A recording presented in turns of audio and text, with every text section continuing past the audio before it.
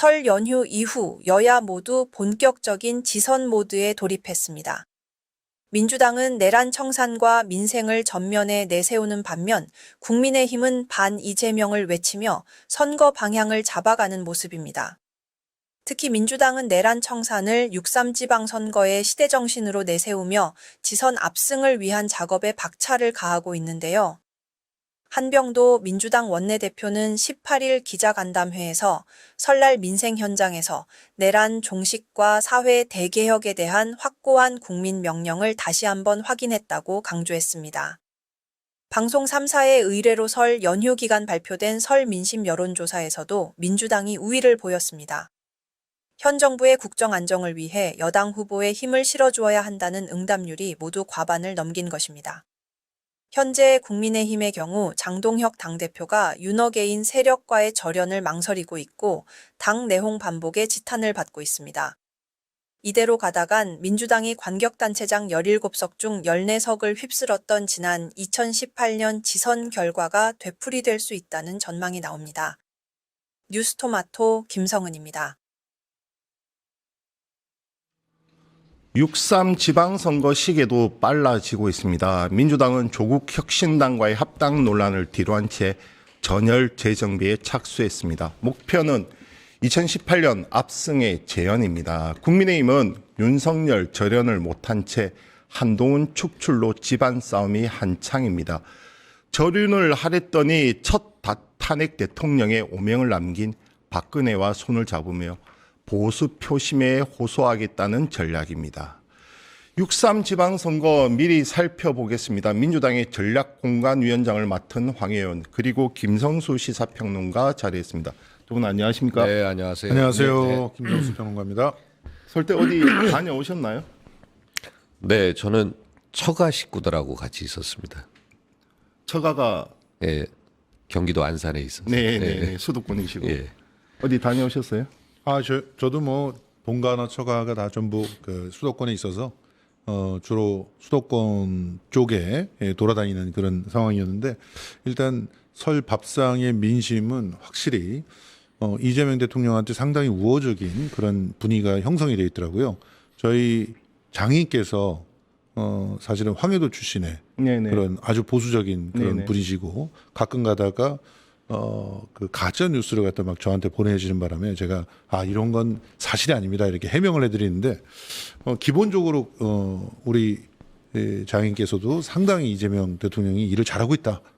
그래서 어떤 면에서 뉴 이재명이 되신 게 아닌가 이런 생각이 들 정도로 이제 달라진 분위기를 갖다 좀 느꼈습니다. 좀 들어본 민심은 어떻습니까? 보통 설 명절 하면은 가족, 그다음에 주변 가까운 네네. 분들과 이제 함께 있을 수밖에 없으니까 그러다 보면은 가장 이제 주변 가까운 사람들 걱정 많이 하죠. 먹고 사는 문제 걱정 많이 하고 또 아울러서 동시에 공존하는 것이 희망, 다짐 잘 돼야 되니까. 그래서 설 명절은 역시 어김없이 주변에 대한 걱정과 또 앞으로 미래에 대한 다짐, 희망 이런 것이 같이 교차했던 그런 연휴였던 것 같습니다. 이제 곧 있으면 지방선거가 시작이 됩니다. 6.3 지방선거가 시작되는데 지금 정치의 현주소는 어쨌든 뭐 여론조사를 통해서 볼 수밖에 없는데 여론조사에서 나타나는 대통령의 국정운영 지지도 그다음에 민주당과 국민의힘의 그 차이 격차 이런 걸 보면 아무래도 2018년 선거 재현되지 않냐 민주당의 압승이 예상된다 이 정도로 지금 귀결이 되는 것 같아요. 그러면서도 최대 승부처는 서울과 부산 이렇게 좀 집약되는 것 같은데 어떻게 동의하십니까? 대체로 분위기는 그렇게 좀 잡혀가고 있는 것 같습니다.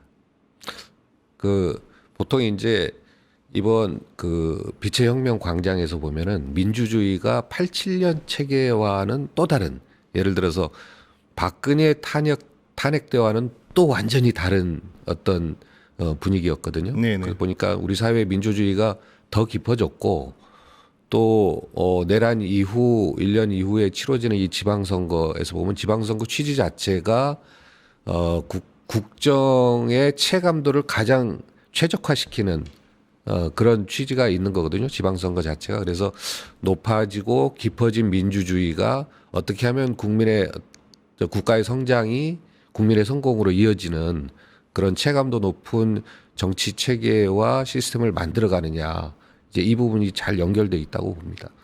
평론가님께는 이렇게 질문을 한번 던져볼게요. 그러면 민주당은 이번에 지방선거에서 어떠한 전략으로 임해야 한다. 특히 서울과 부산 같은 경우는 어떻게 임해야 된다. 이렇게 보십니까? 지금 그 자료로 주신 그 6.3 지방선거 설 민심 여론조사가 네네. 답을 다 말해주고 있다고 생각이 들어요. 자, 일단 KBS, MBC, 네, 화면에 나오고 SBS가 있습니다. 전부 다 조사를 했는데 이 중에서는 상당히 보수적인 하우스 이펙트가 있는 것도 포함이 되어 있습니다. 네네. 그럼에도 불구하고 전부 50%를 훌쩍 넘게 여당 후보를 지지하겠다라고 얘기하고 있죠. 이 이유는 이재명이 믿을만하다 이런 얘기입니다. 결과적으로 그 여당 후보를 지지해야 된다라고 하는 것의 가장 큰 요인은 이재명 대통령이 일을 하는데 좀 밀어주고 싶다. 더욱이 지금 하는 모습들을 보니까 너무나 다 잘하고 있는데 여당한테로부터도 도움을 못 받는 것 같다. 그럼 국민들이 밀어줘야 되지 않겠느냐. 그러면서 지방선거는 이재명 프레임으로 혹은 이재명 네이밍으로 치러야 된다. 이런 얘기를 하고 계시거든요. 그리고 실제로 그 가장 그 뜨거운 그런 관심이 되고 있는 이전까지 민주당한테 이제는 약세로 그 꼽히고 있는 서울과 부산 같은 네네. 경우도 지금 서울은 심지어 구청장과 시장이 대결이라는 식으로 국민의힘 쪽에서는 비아냥거리고 있음에도 불구하고 구청장이 압도적으로 우세를 보이고 있어요. 그것은 성동구의 이재명이다. 이렇게 평가를 받기 때문입니다. 다른 이유가 없어요. 성동구에 살아본 사람들은 정원호 구청장을 갖다 그 신뢰를 하겠지만 그렇지 않은 사람들이 왜 정원호라고 하는 사람을 갑자기 그 신뢰할 수 있게 됐냐.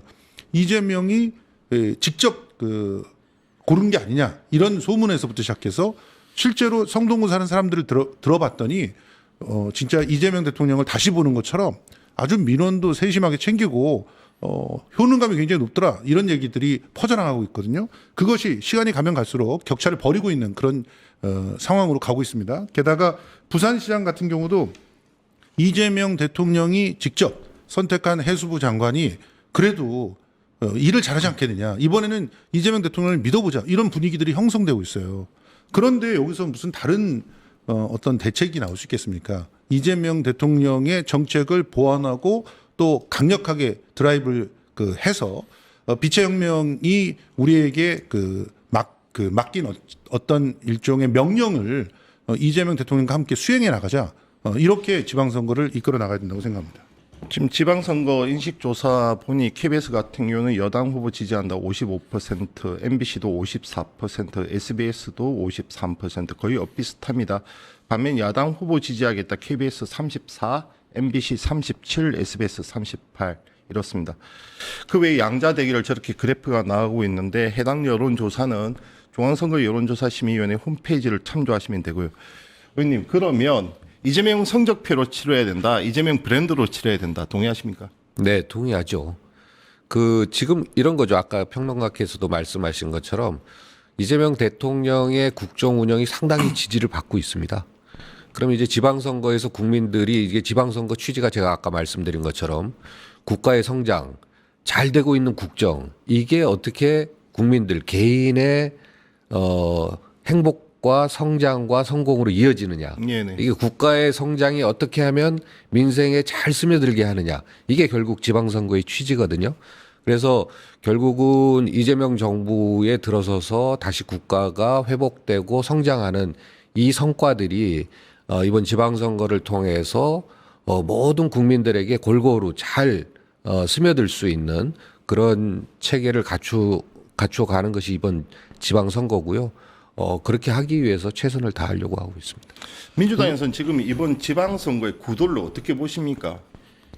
약간 프레임 같은 경우 뭐 가령 내란 청산이 있을 수가 있고 예전에는 왜 무상급식 가지고 전선이 나눠졌고 그렇지 않습니까? 그렇다면 이번 지방선거의 구도 프레임 기본적인 OS 그러니까 저는 이제 토목공사는 결국 내란 청산입니다. 네네. 그래서 지금 내란이 이제 거의 재판 과정에서 이제 드러났고 확실시 되고 있는 과정에서 이 내란 청산이라는 토목공사가 잘 돼야만 그 위에 짓는 건축물이라든가 이런 것도 단단하지 않겠습니까? 그래서 확실한 내란 청산 그 다음에 아까 말씀드린 국가의 성장이 국민의 성공과 행복으로 이어질 수 있는 지방선거의 통로, 그 다음에 지금 현재 추진하고 있는 이재명 정부의 성과를 중심으로 한 국정의 어떤 성과, 비전 이런 것들로 어우러져서 대한민국이 더욱더 도약할 수 있다라는 그런 희망을 갖게 되는 거죠.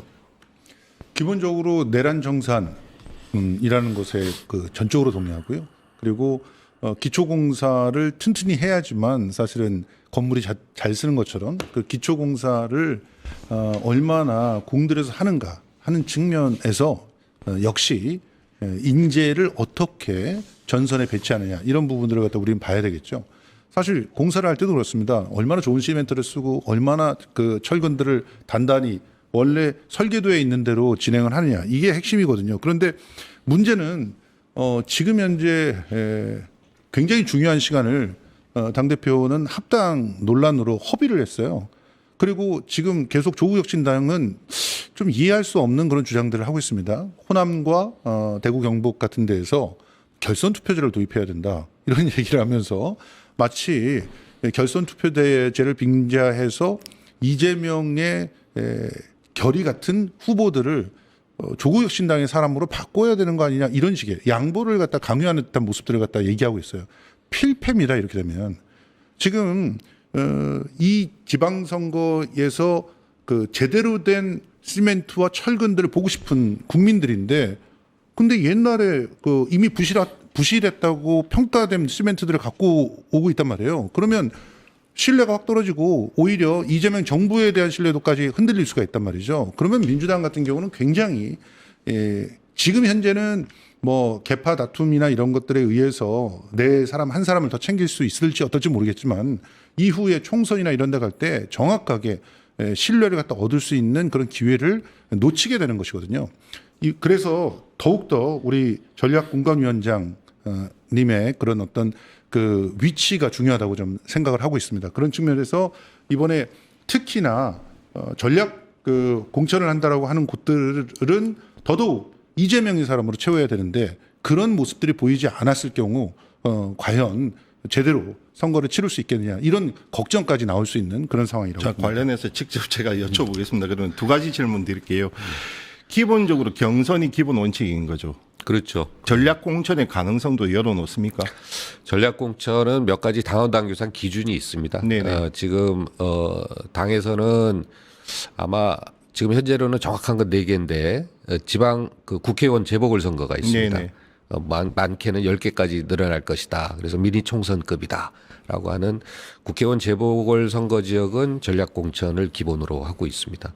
국회의원 보궐은 전략 공천이 기본이고 네네. 그 외에 지방선거는 지방선거 경선이 기본이다. 관련해서는 보면 이제 큰 광역끼리 합쳐지는 부분들, 대전 충남이라든가 광주 전남이라든가 또 이제 부산 지역 같은 경우 이게 뭔가 좀 당의 그 지방선거에 큰 영향을 미칠 수 있는 이런 요소들이 있는 곳은 전략지 검토가 이제 가능하고요.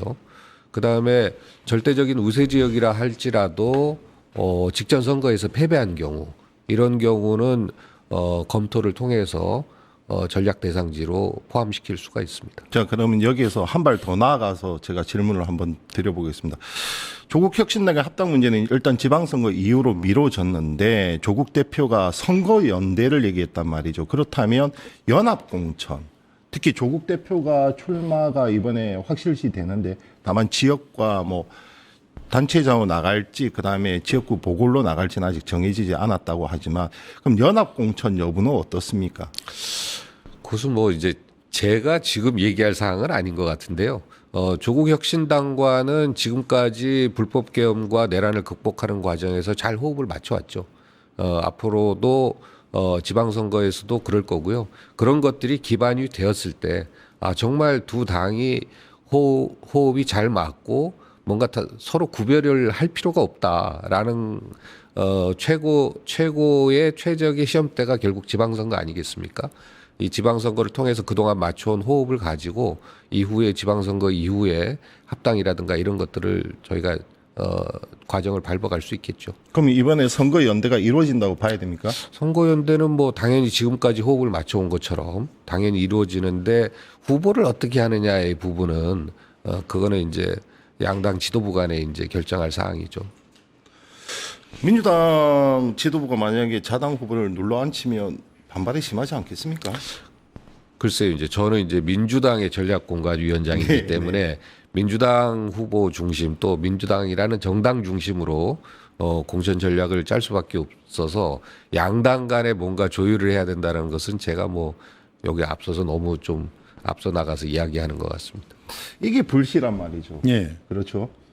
불시인데다가 지금 우리 그 위원장님께서 얘기하셨던 내용이 당원 당규랑 약간은 거리가 있습니다. 그러니까 지금 보궐인 곳을 전부 다 전략 그 공천을 해야 되는 것처럼 이렇게 얘기하셨는데 그렇지 않잖아요. 사실 우리 쪽에서 사고를 낸 그런 책임이 규책 사유가 분명히 있는 곳들은 오히려 후보를 내지 않거나 혹은 전략 공천을 이용해서 그 잘못된 과오를 갖다 바로잡는 것이 맞지만 이제 보궐의 그 책임이 우리한테 있지 않는 곳 같은 경우는 사실은 경선을 해야 됩니다. 그런데 지금 당대표도 그러셨고 그리고 공공연하게 지금 현재 보궐을 비롯해 가지고 대략 한 30% 정도의 전략 공천 권한이 당규상 당대표에게 있으니 활용하겠다 이렇게 얘기를 하시거든요.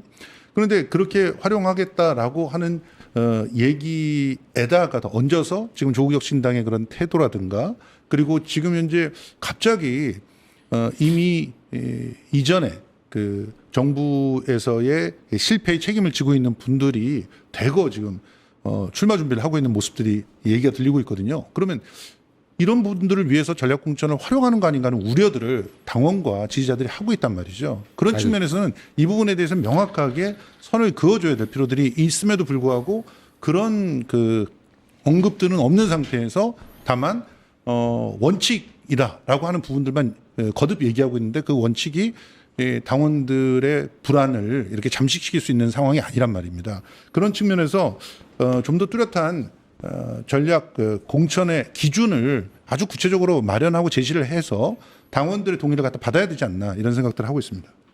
그럼 아니, 언제 제시됩니까? 조금 당원 당규 잘못 알고 계시는 거고요. 그 국회의원 재보궐선거의 경우는 위원장이라든가 지역위원장이라든가 국회의원이 공석이 된 데는 사구지역위원회입니다. 네, 그렇기 그렇죠. 때문에 거긴 당연히 전략 공천을 할 수밖에 없고요. 그게 당원 당규에 명시돼 있습니다. 그다음에 이제 당 대표는 지방선거에 20% 전략 공천을 할 수 있는데 당 대표가 전략 공천을 20% 하지 않고 대부분은 이제 경선을 통해서 하겠다. 그러나 꼭 필요한 부분에 대해서는 좀 선별적으로 하겠다. 그것은 당 대표가 결정하는 사항이 아니라 당 지도부가 같이 결정하는 사항이기 때문에 크게 뭐 이견이 있을 수 없을 것 같습니다. 저희들이 귀책 사유가 있지 않으면 사고당 위원장이 아니죠. 지역위원회 우리 그 분명히 예를 들어 연수을 같은 경우가 그런데요. 지역위원장이 다 있지 않습니까? 이런 데는 사고 지역이라고 볼 수가 없는 것이죠. 그러니까 아니, 재보궐선거. 예. 그러니까 예를 들어서 강훈식 비서실장이 국회의원을 그만두고 비서실장을 그런 갔잖아요. 거. 이거 사고지역위원회입니다. 그렇죠. 그런 곳이 다 모두 지금 현재 네 곳 모두 다 그런 것이죠. 예. 예. 그 얘기를 한 겁니다. 예.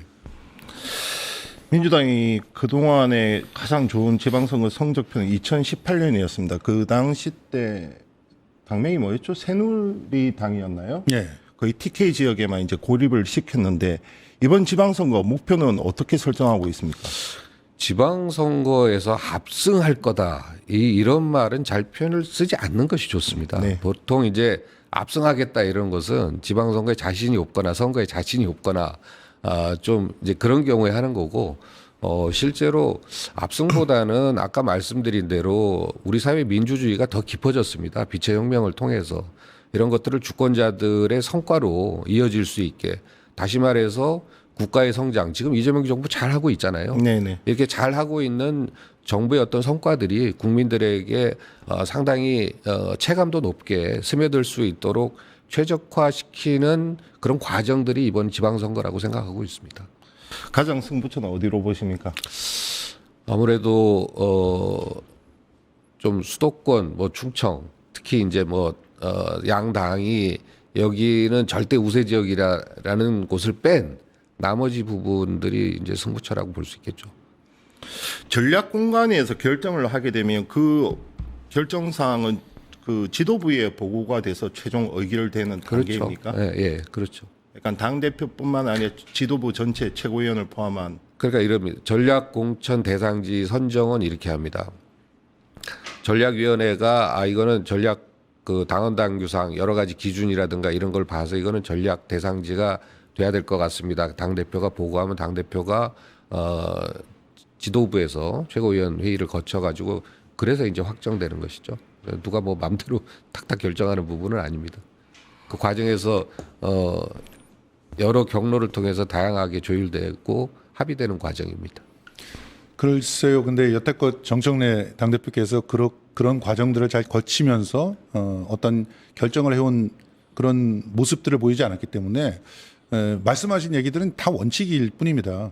실제로 그 내면에 들어가서 어떻게 의사 결정이 될 수 있을지를 우려하고 있는 당원들의 마음을 그런 원칙만으로 해소해 줄 수가 없잖아요. 일단 최고위원회 분포 자체가 흔히 말해서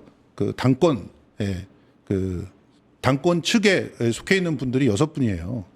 그러면 당연히 당대표의 마음대로 이루어질 수 있는 그런 구도를 갖고 있지 않습니까? 그리고 당대표는 심지어 이제 경선 지역에서도 예비 경선 할 때 전당원 투표, 그러니까 그 지역에 있는 당원들의 투표로 예비 경선을 결정한다고 하고 있는데 지금 호남에서 대포폰 사업자들이 당락을 결정한다 이런 얘기가 나돌고 있는 것 아시잖아요. 그러니까 이런 부분들에 대한 우려를 전혀 당원들이 설득될 수 있을 만큼 준비하고 있지 않습니다. 그리고 그런 걸 준비하고 뭐 조사하고 한다면은 거기에 대한 어떤 과정이나 또 성과들이 보고돼야 될 텐데 그런 것들을 본 적이 없잖아요. 그러니까 이런 문제들을 해소하지 않은 상태에서 전력 공천이라고 하는 것들이 이루어진다면 분명히 구설수에 오를 겁니다. 그리고 전략 공천 말고도 지금 경선이 이루어진다 그래도 예비 경선 단계에서 이해할 수 없는 어떤 또 억울하다고 생각하는 그런 사람들의 결론들이 나오게 된다면 분명히 이 문제가 다시 한번 나타날 거라고 보거든요. 더군다나 지금 조국혁신당에서는 호남을 딱 찍어서 여기는 우리가 좀 가져와야 되겠다라고 하는 의지를 보이고 있는 상태예요. 그런데 이 대포폰에 대한 이야기, 유령당원에 대한 이야기들이 호남에서 계속 나오고 있다는 사실을 무시해서는 안 된다고 봅니다. 그래서 이런 부분들을 반드시 당원들이 이해할 수 있게끔 충분히 조사하고 검토하고 그리고 이런 우려의 소지를 불식시킨 이후에 뭔가 일들이 진행돼야 되지 않을까 하는 생각들을 해봅니다. 저는 평론가님이 무엇을 걱정하시는지 좀 이해가 안 가는데요. 그러니까 결론은 공정한 경선 룰이 필요하다는 거죠. 네, 그렇습니다. 네, 그래서 뭐 말씀하신 게 전부 다 이제 우리 당 내에서 지금 이루어지는 일인데 그렇게 뭐 우려하고 걱정할 사안은 아닌 것 같아요. 그래서 항상 민주당은 누가 당 대표가 됐든지 대체로 경선에 대해서 크게 이의 제기가 없었습니다. 그래서 그 이의 제기하는 시스템도 있고 그것을 잘 마련하는 시스템들이 잘 골고루 갖춰져 있고 경험도 많습니다. 그래서 어떤 부분들을 우려하시는지는 잘 모르겠는데요. 네, 한 말씀만 더 드린다면 공정한 경선을 치르는 그런 과정들이라든가 이런 것은 시스템상으로나 경험상으로나 잘 되고 있습니다. 짧게만 당원들이 다 우려하고 있는 부분 중에서도 이번에 비상징계를 통해 가지고 후보 그것도 여론조사에서 1등을 했던 후보가 결과적으로 출마를 못하게 되는 경우도 벌어졌잖아요. 거기에 대해서 충분한 해명들도 없었죠. 예, 신안입니다. 예, 그러니까 어느 선거에서 얘기하시는 거예요? 이번 선거에 준비를 하면서 예비 후보 자체의 그 자격조차 받지 못했어요. 비상징계를 그거는 당하면서. 이제 뭐 개인적인 개별적인 이야기인데 그 사안에 지금 대해서는 충북 제가 같은 잘 경우도 모르겠습니다. 상당히 충북 도당 내에서 나름대로 평가가 좋았던 도당위원장이 당원 명부 유출건으로 그만두고 사무총장이 그만두는 그런 상황이 벌어졌습니다. 그러니까 이런 상황들을 충분히 약간 좀 주관적인 당원들에게 생각이신 것 같고. 당원들에게 설명을 해야 된다고 생각합니다. 지금까지 황해 민주당 의원 김성수 평론가였습니다. 그 다음에 출연하실 때 평론가 꼭 물어보셔서 다시 한번 맞춰달라고 해주셔도 저는 무방하다 봅니다. 두 분 고생하셨고요. 지방선거 지금 중책을 민주당에서 맡았습니다. 전략공관위원장 맡으셨고 김성수 평론가의 그 반론 또한 민주당의 승리와 그 당원들의 그 바람을 전하는 것으로 이렇게 마무리를 했으면 합니다. 두 분 고생하셨습니다. 고맙습니다. 네.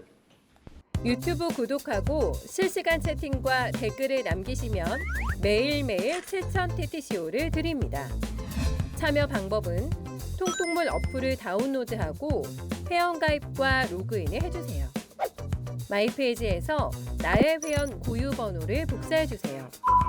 유튜브 구독 후 실시간 채팅이나 댓글창에 고유 번호를 한 번만 입력하면 준비 끝!